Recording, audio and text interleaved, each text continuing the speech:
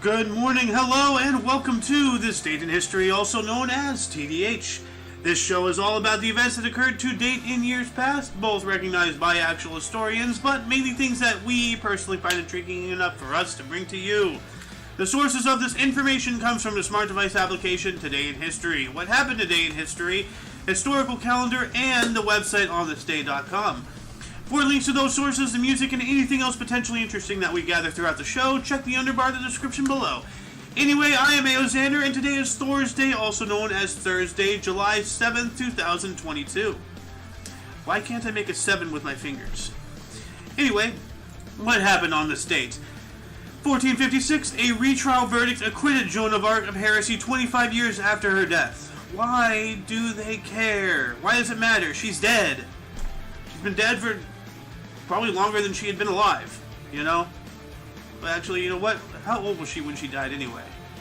12, she was 19. Okay, so, what the hell?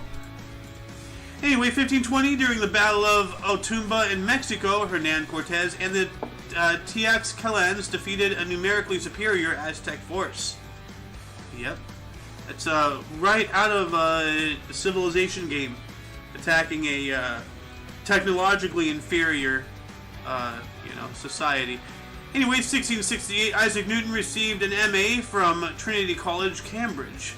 Master's Associative? What is an MA? I don't know. Magic words on special paper don't mean anything. So, 1801, Toussaint Louverture declared Haitian independence. Alright. So it's still, it's independence season, it seems. It's still July 7th for Haiti this time. 6 years later, in 1807, the first Treaty of Tilsit was signed by Napoleon I of France and Alexander I of Russia. 1863, orders barring Jews from serving under U.S. General Ulysses S. Grant were revoked. Good. Well, that makes me wonder, like, how many Jews did serve in the Civil War?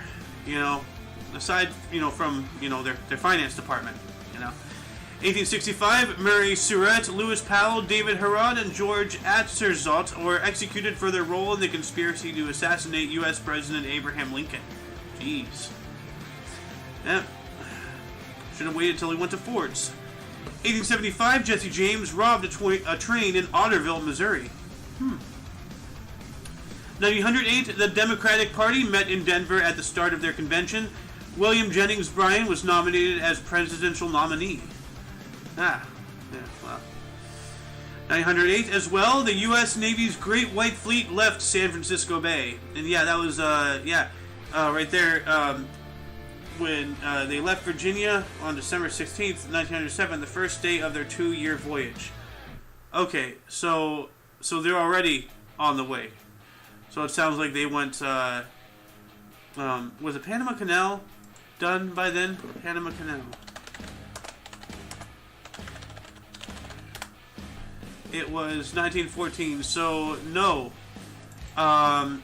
So it looks like they went from Virginia all the way around South America and then up to San Francisco. But, they're going all the way around the world. Anyway, moving on up into 1912. Pardon me. U.S. athlete Jim Thorpe won 4 of 5 events to win the pentathlon gold medal at the Stockholm Olympics.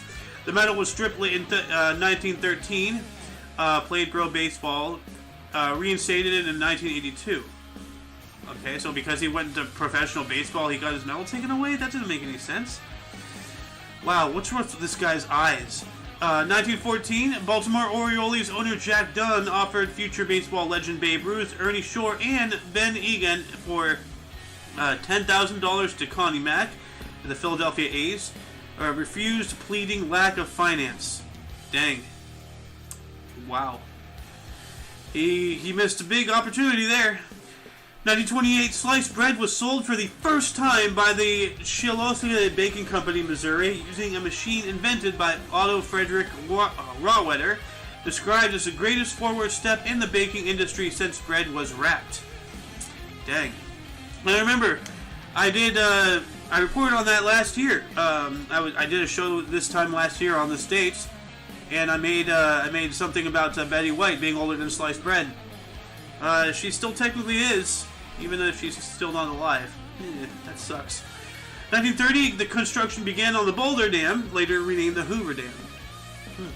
It was called the Boulder Dam because it's in Boulder County, or Boulder. Why can't I? Canyon, that one. I knew it was a C word, just couldn't remember which one.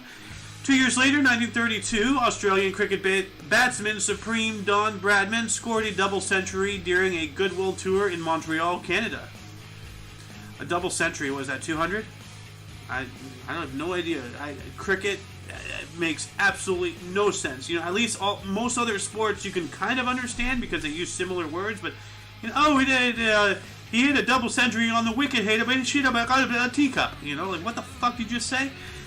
1937, 5th MLB All-Star Game, Griffin Stadium, Washington. Alabama won 8-3. Lou Gehrig drived in 4 runs with home run and double. 1939, during Wimbledon's men's tennis. Wimbledon, fuck off. Bobby Riggs defeated fellow U.S. Elwood Cook 2-6, 8-6, 3-6, 6-3, 6-2 for Wimbledon sweep. Also won the doubles and a mixed doubles titles. Interesting. Moving on up into 1942, John Maynard Keynes took his seat in the British House of Lords as Baron Keynes of Tilton after being knighted. That's pretty cool. Also in 1942, Milt's All-Star team, including Bob Feller, lost to AL All-Stars 5-0. Oof. Moving on up into 1943, Japanese Premier Hideki Tojo visited Java. What does that mean, -10? So 1943 or 1933? What's with the -10? I don't get it. 1948, Cleveland Indians stunned Major League Baseball by signing 42-year-old veteran That Word League's pitcher Satchel Paige. I really wish I could say that word, but because of this, I'm not allowed to. It's just a word, people. It's just a freaking word. Calm your tits. God. 1953, Che Guevara set out on a trip through Bolivia, Peru, Ecuador, Panama, Costa Rica, Nicaragua, Honduras, and El Salvador. And remember, if there's one lesson you ever heard from Sahara, don't pull a Panama. No Panamas. 1954, British runner Jim Peters, 17 minutes ahead of any rival, collapsed on the final stadium lap of the Commonwealth Games Marathon in Vancouver. But did he win? Someone care to look that up? Tell me whether or not he actually completed, the thing, or did he die? This wording leaves a lot open to interpretation. 1956, Hancock's Half Hour premiered as a TV show starring Tony Hancock and Sid James, written by Ray Galton and Alan Simpson. 1958, President Eisenhower signed a bill approving Alaskan statehood. Yeah. Welcome to the States, Alaska. 1 year later, 1959, the 26th Major League Baseball All-Star Game at Forbes Field in Pittsburgh, Willie Mays, not Billy Mays, but Willie Mays, his brother from another mother, tripled to score Hank Aaron as NL won 5-4. I don't know if he's his brother from another mother. I don't know. They're both named Mays, so maybe. Moving on up into 1971, 75th Wimbledon's men's titles. Tennis, Rod Laver of Australia defeated U.S. Chuck McKinley 6-3, 6-1, 6-4 for his first of 4 Wimbledon singles titles. 4 years later, in 1965, Otis Redding recorded Respect. What was that? R-E-S-P-C-T. 365 days later, in 1966, obscenity ban for Naked Lunch by William S. Burroughs overturned by the Massachusetts Supreme Court after testimony by Allen Ginsberg and Norman Mailer. What is Naked Lunch? So I looked that up here real quick. Naked Lunch. It's a book. Blank-faced bug killer Bill Lee and his dead-eyed wife like to get high on Bill's pest poisons while lounging with beat poet pals. What the hell? That's weird. Okay. Anyway, moving on up into 1968, during the U.S. Open Women's Golf at Muslim Springs Golf Club, Susie Maxwell Burning defeated Mikey Wright by 3 strokes. You know, it's usually not good to have even one stroke. But, you know, if you're on the field, you just, oh, she's having a stroke. You know, I don't know. 1971, MLB Commissioner Bowie Kuhn announced that league players elected to the Baseball Hall of Fame to be given full membership in the museum. Yes. Yes, I agree. I really wish I could say that word, you know, because it's historically accurate. It's just a word. It's a Spanish word for black. Come on. You know? God, people are so pussy. I swear. 1972, secret talks between IRA and British government. Gary Adams was part of a delegation to London for talks with the British government. 1972, during the Wimbledon women's tennis, Billie Jean King earned her 8th Grand Slam singles title, beating Yvonne Goolagong of Australia 6-3 and 6-3. Moving on up into 1974, during the FIFA World Cup finale in Olympia Stadium, Munich, Germany, striker Gerd Müller scored 43rd minute winner as West Germany beat the Netherlands 2-1. 1977, The Spy Who Loved Me, the 10th James Bond film starring Roger Moore and Barbara Bach, premiered in London. 1 year later, 1978, Wimbledon women's tennis, Martina Navratilova won her first Grand Slam singles title, beating Chris Evert 2-6, 6-4, and 7-5.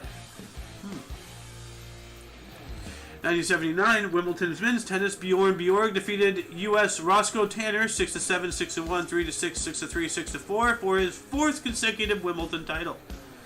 Getting really tired of Wimbledon. Wimbledon needs to stop. 1980, U.S. boxer Larry Holmes scored a 7th-round technical knockout of Scott Livdois in Bloomington, Minnesota, in defense of his WBC heavyweight title. 1981 saw England cricket captain Ian Botham resigning after no wins in 12 matches under his reign and a pair in the second test versus Australia at Lord's. Dang, that's a losing streak if there ever was one. Also in 1981, Sandra Day O'Connor was nominated for the Supreme Court, the first female Supreme Court justice. So it wasn't RBG. Or RGB. Or, yeah, RBG. 1985, Wimbledon's men's tennis. Boris Becker defeated South African Kevin Curran 6-3, 6-7, 7-6, 6-4 to become the youngest man at the age of 17 at the time to win a Wimbledon singles title. That's impressive. Okay, stuff like that is, deserving of reports. I don't need to report on every game of Wimbledon. I don't know why every bloody game is on here, highlighted. Nobody cares, sports. Nobody cares. Things like this, okay, I can see why people would care. I do, but, other than that, God. Anyway, 1986, it is reported that Boy George was being treated for a heroin addiction. Okay? Nobody cares. 1986 as well, Soviet general and spy for the U.S. Dmitry Polikov was arrested in retirement in Russia. He was executed in 1988. Whoa. 1987, Lieutenant Colonel Oliver North, Ollie North, began public testimony at the Iran-Contra hearing. Yep. Stan Smith really, brought it home with that. Also, moving on up into 1988, Hungarian state funeral for composer Bela Bartok in Budapest, 42 years after his death, with his remains relocated from New York. I'm never really a fan of exhuming remains, reburying, and all that stuff. I can see why in some cases, but, let the man rest. Come on, who cares where he's buried? He's buried. Don't bring him home. Just go visit him. 1990, the first Three Tenors concert featuring... isn't Patton born in France? I would personally like to see him out here born in Arlington, but he wanted to be with his men. Let him be. 1990, the first Three Tenors concert featuring Placido Domingo, Jose Carreras, and Luciano Pavarotti at Baths of Carasalia in Rome. Recording became the world's best-selling classical record. Pavarotti. That guy. 1992, after undergoing the traditional 5-year waiting procedure, Czech tennis star Ivan Lendl officially became a U.S. citizen. Nice. Congratulations to you. Nice. 1996, Nelson Mandela stepped down as president of South Africa. Why'd he step down? Like, was he voted out, or like what happened? Did he resign? Leave your information in the description, the comment section, please. Also in 1996, U.S. Open Senior Golf at Canterbury Golf Club, Dave Stockton won by 2 strokes from Hale Irwin for his 3rd Champions Tour major title. 2001, in his first appearance at Daytona since the death of his father, Dale Earnhardt Sr., Dale Jr. won a Pepsi 400 coming from 7th with 9 laps remaining to beat teammate Michael Waltrip. Yeah, I remember when Sr. died. That was rough. 2007, Pope Benedict the 16th issued the Apostolic Letter Summorum Pontificum, removing restrictions on celebrating the Old Trinidine Mass. I really need somebody who enjoys Warhammer 40k to read these Imperium words. 2007 as well, Wimbledon Women's Tennis, lowest ever seeds contest final. Venus Williams of 20 defeated Marion Bertoli of 18, 6-4, 6-1. 2007 as well, worldwide charity concert event Live Earth took place at 12 venues on 7 continents. Performers including Genesis, Keith Urban, Foo Fighters, John Legend, Melissa Etheridge, Dave Matthews Band, The Police, Roger Waters, Madonna, Alicia Keys, Garth Brooks, Crowded House, that really is a crowded house, Jack Johnson, Shakira, Soweto Gospel Choir, Angelico Cugio, UB40, Jack Johnson, Linkin Park, Rihanna, Pharrell Williams, Use of Islam, Sarah Brightman, and Nunatek. Wow. That's all I have to say about that.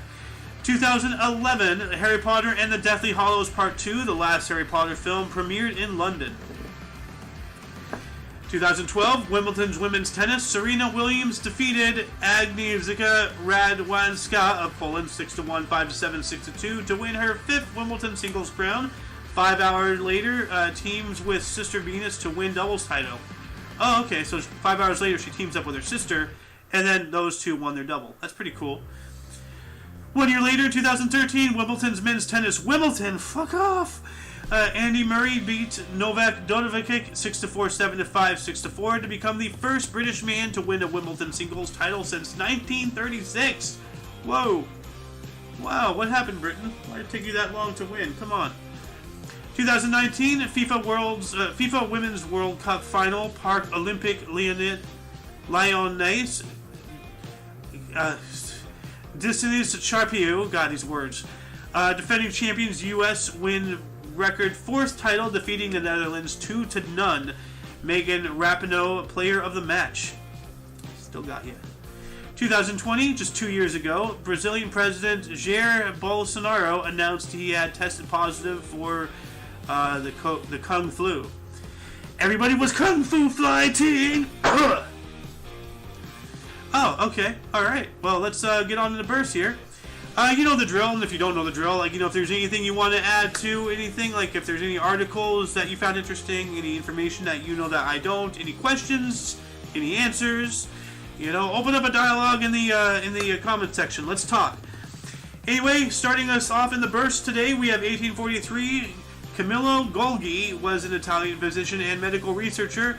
He got the Nobel Prize in Medicine in 1906. He was born in Corteno, Kingdom of Lombardy, Venetia, Austrian Empire, dying in 1926. Could you imagine, because no country, nothing lasts forever. Absolutely nothing lasts forever. And could you imagine seeing your home nation, just not exist anymore? Kind of like just living a life out of that scene, for that movie Terminal, Anyway, 1880, Otto Frederick Rohwetter was born on this date. He was an American engineer. He invented the bread slicing machine. That's right. His birthday was the day that it started selling. He was born in Davenport, Iowa, dying in 1960. He kind of looks like the warden from Shawshank Redemption a little bit. 1899, George Cukor. Wow, what a cuck. He was a U.S. or an American film director. My Fair Lady. Wow, what a cuck. In Philadelphia Story. He was born in New York City, New York. Cuck! Died in 1983. 1906 saw Satchel Paige getting born on this date. In specifics, he was a U.S. Baseball Hall of Fame pitcher, 5-time, fuck it, I'm going to say the word, Negro League, come at me. 2-time MLB All-Star, and he was born in Mobile, Alabama, dying in 1982. 1921, Ezzard Charles was a U.S. World Heavyweight Boxing Champion from 1949 through 51. He was born in Lawrenceville, Georgia, dying in 1975. 1940, Ringo Starr. Richard Starkey, a British drummer, vocalist, The Beatles, Yellow Submarine, songwriter, early 1970, photograph, actor, caveman, peace and love activist, The Knight, born in Dingle, Liverpool, England. Dude, that's just a mash of words, like, impressive, though. Impressive, Ringo Starr. 1949, Shelley Duvall was a U.S. actress, or is a U.S. actress. She was in Popeye and Fairy Tale Theater. She was born in Houston, Texas. And yes, there was a live-action Popeye movie, and I believe it was Robin Williams who played Popeye. Joe Sakic was born on this date in 1969. He is a Canadian Hockey Hall of Fame center for the Colorado Avalanche in Canada from 1998 to 2002. He was an executive, a general manager for the Colorado Avalanche, and he was born in Burnaby, British Columbia. Cool. And we have Miss Dhoni, born on this date in 1981. He is an Indian cricket wicket keeper and captain at 90 tests, 6 by 100, HS 224, 294 dismissals, Bihar, Jharkhand, Chennai Super Kings. He was born in Jharkhand, India. Jumble of words, my friends, jumble of words. Moving on up into the deaths, we have Edward I in 1307, died on this date. He was the King of England from 1272 to 1307, dying at the age of 68. Henry Nestle, dying in 1890. He was a German-Swiss industrialist, founder of Nestle, died from a heart attack at 75, probably because of, diabetes. Ate too much of his own chocolate. Well. 1930, Arthur Conan Doyle is a British writer for Sherlock Holmes, dying at the age of 71. Well, that's why I recognize that name. Arthur Conan Doyle. Let's see here. Who else died on this date? Come on, give me something. There we go. Syd Barrett, 2006, was a British guitarist and singer-songwriter for Pink Floyd from 1964 to 68. See Emily Play, and he was also solo, the Madcap Laughs. He died of pancreatic cancer at the age of 60. That's unfortunate. 2014 saw us being no longer with Alfredo Di Stefano, or at least him not being with us. I worded that really badly. Argentine soccer forward, he was for the Spain 31 caps, Argentina 6, Colombia 4, and the European Cup 1956 through 60, and Real Madrid. He was also a manager for the European Cup Winners' Cup 1980 Valencia. He died from a heart attack at the age of 88. He lived a full life, though. Also in 2014, we lost Edward Shevardnadze, a president of Georgia from 1995 through 2003, and the Soviet foreign minister from 1985 through 90, dying at 86. And that concludes the show. Once again, check the underbar of the description for any links that you may find interesting. I'm not sure if... Yeah, we have one. For your Dose of Past Events Daily, we stream every day at 10 in the morning Pacific Time, 10 anti-meridian as opposed to post-meridian. Yes, that is what AM and PM stand for. Anyway, for all of you and all of us, I am Alexander, and you are you. And until you catch us tomorrow, do not forget to look right and left at every intersection, rate 5 thumbs, and subscribe if you do so, please. Until then, toodles! Let's go, Brandon.